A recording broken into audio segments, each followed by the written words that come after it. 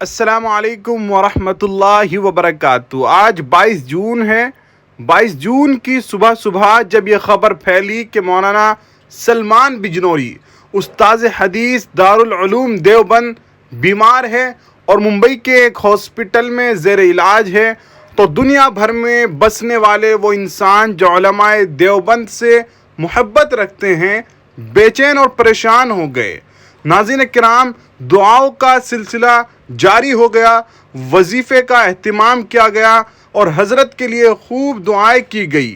ناظرین کرام، پھر مولانا سلمان بجنوری کے فیس بک آفیشیل اکاؤنٹ سے ایک پوسٹ جاری کی جاتی ہے جس میں لکھا جاتا ہے: السلام علیکم ورحمۃ اللہ وبرکاتہ۔ حضرت والد محترم دامت برکاتہم کی انجیوگرافی ہو چکی ہے۔ یہ ان کے بیٹے کی طرف سے پوسٹ ڈالی گئی ہے جنہوں نے پہلے دعاؤں کے لیے کہا تھا۔ ممبئی ہاسپٹل میں ہے اور ان کی انجیوگرافی ہو چکی ہے۔ دل کی بائیں جانب کی 2 رگوں میں 50 سے 60% بلاکیج ہے، لیکن ڈاکٹرز کی رائے ہے کہ انجیو پلاسٹی کی ضرورت نہیں پڑے گی اور انشاءاللہ دواؤں سے کنٹرول ہو جائے گا۔ احباب سے مزید دعاؤں کی گزارش ہے۔ محمد زکوان بن حضرت مولانا محمد سلمان صاحب بجنوری۔ ناظرین کرام، مولانا سلمان بجنوری کی خدمات کسی سے ڈھکی چھپی نہیں ہے۔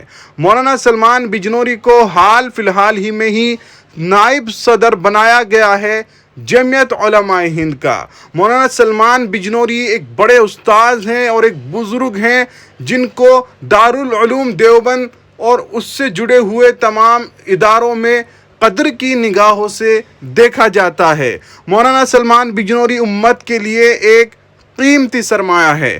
آپ لوگ دل کھول کر حضرت کے لیے دعائیں کریں اور کومنٹ باکس میں ایک دعائیہ جملہ ضرور لکھیں کہ اللہ سبحانہ و تعالیٰ جلد سے جلد مکمل صحت تندرستی عطا فرمائے اور حضرت کا سایہ ہمارے اوپر تا دیر قائم نصیب فرمائے۔ انشاءاللہ اس خبر میں جیسے ہی کوئی نئی اپڈیٹ آئے گی، حق بات انڈیا چینل پر آپ کو مطلع کر دیا جائے گا۔ السلام علیکم۔